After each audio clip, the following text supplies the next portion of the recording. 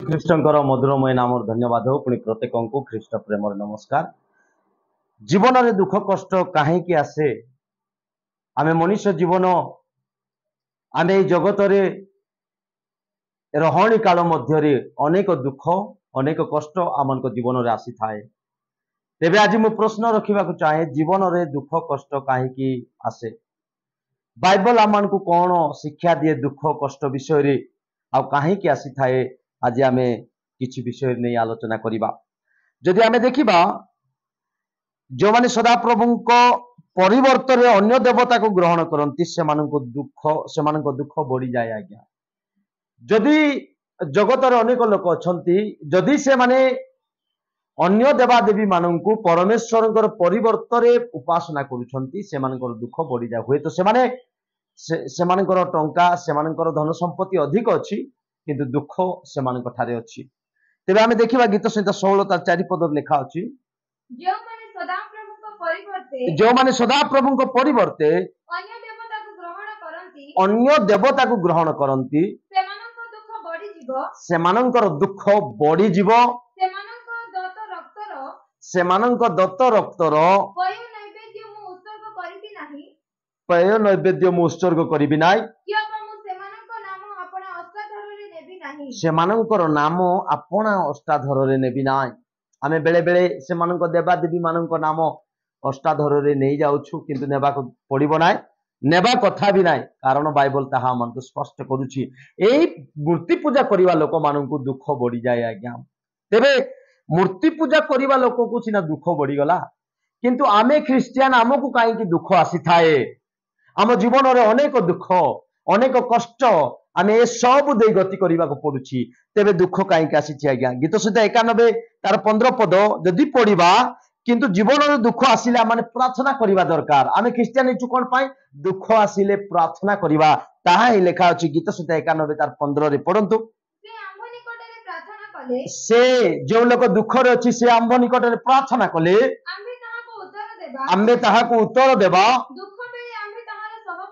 दुख बेले आम्बे ताहार सहवर्ती हेबा, आम्बे ताहाको रक्षा करिबा, ताहाको संभ्रम करिबा। देखंतु लेखा अछि, जदि आमे दुख रे अछु, ख्रिस्टियन को जो दुख पळे आसिला, से जाऊ प्रभु को सानिध्य को जाऊ आंठू मारू और से कोन करू? से प्रार्थना करू। आ प्रार्थना कले प्रभु कहउछंती कोन ना, आमे से मानकर दुख को आमे दूर करिबा, से मानन को आमे सांत्वना देबा, से मानन को आमे आशीर्वाद करिबा बोल लिखा अछि।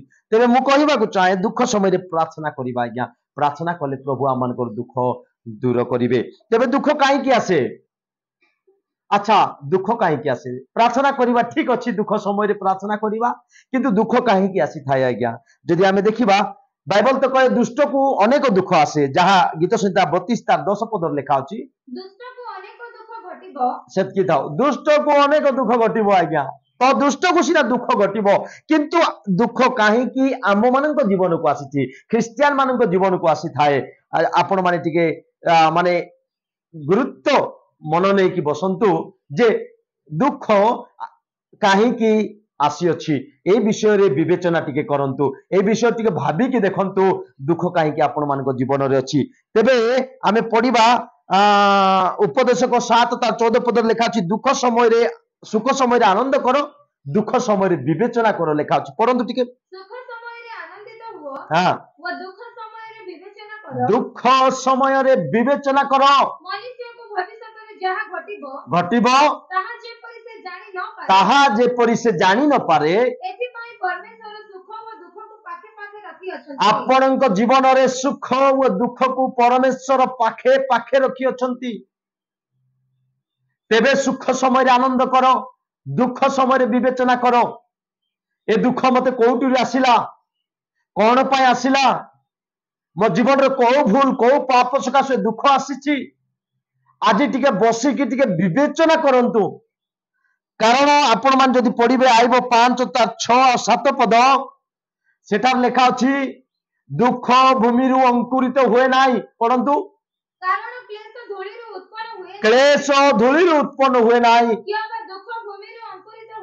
दुख भूमि रु अंकुरित हुए नाही, मात्र अग्नि कणिका जे परि ऊपर को उठे, हां, सेही परि मनुष्य दुख निमंते जात ଅଟେ। ଅଗ୍ନି କଣିକା ଯେପରି ଉପରକୁ ଉଠେ, ଆପଣ ମାନେ ଦେଖିଥିବେ ଯେତେବେଳେ କାଠ ଲଗା ଯାଇଛି ଛୋଟ ଛୋଟ ଅଗ୍ନି କଣିକା ଉପରକୁ ଉଠେ, ମନୁଷ୍ୟର ଦୁଃଖ ମଧ୍ୟ ସେହିପରି ଆଜ୍ଞା।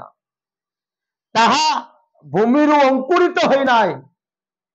ଦୁଃଖ ଗଛ ଲଗେଇଲା ପରେ ଗଛ ଗୋଟେ ବଢିବ, ଚାରା ହେଇକି ବଢିବ, ସେମିତି ହେଇକି ଆପଣଙ୍କର ଦୁଃଖ ବଢିନାହିଁ। ସେଠାରେ କାରଣ ଅଛି ଆଜ୍ଞା। ଆଜି ଆପଣ ବସିକି ସମୀକ୍ଷା କରନ୍ତୁ, ଏ ଦୁଃଖ ମୋ ପାଇଁ କାହିଁକି ଆସିଛି, ଏ ଦୁଃଖ ମୋ ଜୀବନରେ କାହିଁକି। ଯଦି ଆପଣ ମାନେ ବସିକି ସମୀକ୍ଷା କରିବେ, କାରଣ ଲେଖା ଅଛି ସୁଖ ସମୟରେ ଆନନ୍ଦ କର, ଦୁଃଖ ସମୟରେ ବିବେଚନା କର। ଆଜି ଯଦି ଆପଣଙ୍କ ଜୀବନରେ ଦୁଃଖ ଆସିଛି, ତାହେଲେ ଆପଣ ମାନେ ନିଜେ ଜାଣିବା ଦରକାର ଦୁଃଖ କାହିଁକି ଆସିଛି। କେତେବେଳେ ଜାଣିବେ, ଯେତେବେଳେ ଆପଣ ମାନେ ସ୍ଥିର ମନରେ ତାକୁ କଣ କରିବେ, ବିବେଚନା କରିବେ, ତାକୁ ଭାବିବେ, ତାହେଲେ ଆପଣ ମାନେ ଜାଣିପାରିବେ ଆପଣଙ୍କ ଜୀବନର ଦୁଃଖ କାହିଁକି ଆସିଛି। ତେବେ ଆମେ ଏଇ ଖ୍ରୀଷ୍ଟିଆନ ଯାତ୍ରାରେ ଯୀଶୁ ଆମମାନଙ୍କ ଜୀବନରେ ଥିବା ସହିତ ଥିବା ସ୍ଥଳେ ଆମମାନଙ୍କ ଜୀବନରେ ଅନେକ ଦୁଃଖ ଆସୁଛି। ଆମେ ଦୁଃଖରେ ମଗ୍ନ ହେଇଯାଇଛୁ, ଅନେକ ଲୋକ ଦୁଃଖରେ ମଗ୍ନ ହେଇଯାଇଛନ୍ତି। କେତେବେଳେ ଦେଖିଲେ ବି ସେମାନଙ୍କ ମୁହଁ ଦେଖିଲେ ଜଣା ପଡିଯିବ ସେମାନେ ବହୁତ ଦୁଃଖରେ ଅଛନ୍ତି। ତେବେ ଦୁଃଖ କାହିଁକି ଆଜ୍ଞା, କାହିଁକି ଦୁଃଖ ଆସିଥାଏ? ଆଇବ କହୁଛନ୍ତି ଦୁଃଖ ତ ଭୂମିରୁ ଅଙ୍କୁରିତ ହୁଏ ନାହିଁ, ଭୂମିରୁ କେବେ ଦୁଃଖ ଉତ୍ପନ୍ନ ହୁଏ ନାହିଁ। ଦୁଃଖ ଯଦି ଆସିଛି ଆମମାନଙ୍କର ଭୁଲ ପାଇଁ, ଆମମାନଙ୍କ ଜୀବନରେ ପାପ ଅଛି, ଏ ପାପରୁ ଫେରାଇ ଆଣିବା ପାଇଁ ପରମେଶ୍ୱର ଆମମାନଙ୍କୁ ଦୁଃଖ ଦେଇଛନ୍ତି।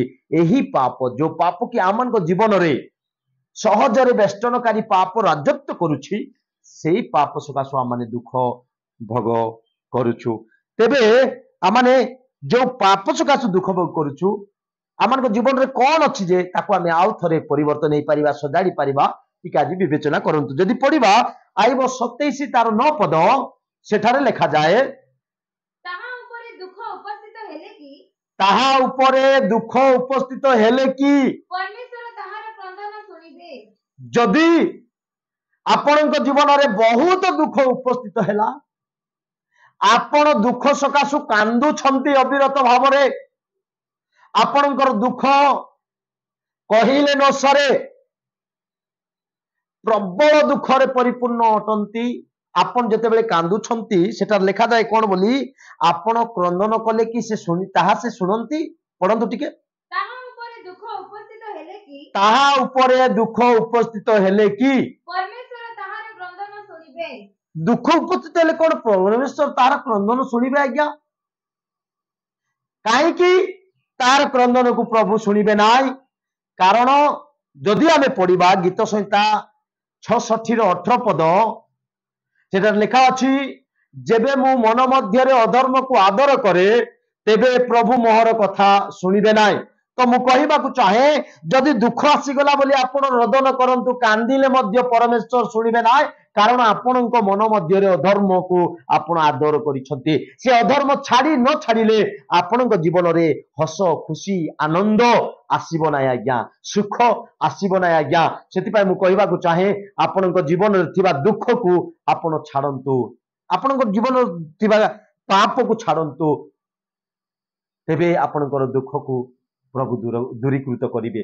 ଯଦି ଛାଡିବେ ନାହିଁ, ଆପଣଙ୍କୁ ଦୁଃଖ ରୂପ ଉମ୍ଭାଇରେ ସେ ଓହ୍ଲେଇବେ, ଆଉ ଆପଣଙ୍କୁ ଦେଖୁଥିବେ ସେ ଖାଲି ଆପଣ କଣ କରୁଛନ୍ତି। ତେବେ ମୁଁ କହିବାକୁ ଚାହେଁ ଯେ ଦୁଃଖ କ୍ରନ୍ଦନ କରିବା ଦ୍ୱାରା ଯାଏ ନାହିଁ, ଦୁଃଖ କେବଳ ଯାଏ ଆପଣଙ୍କର ପାପ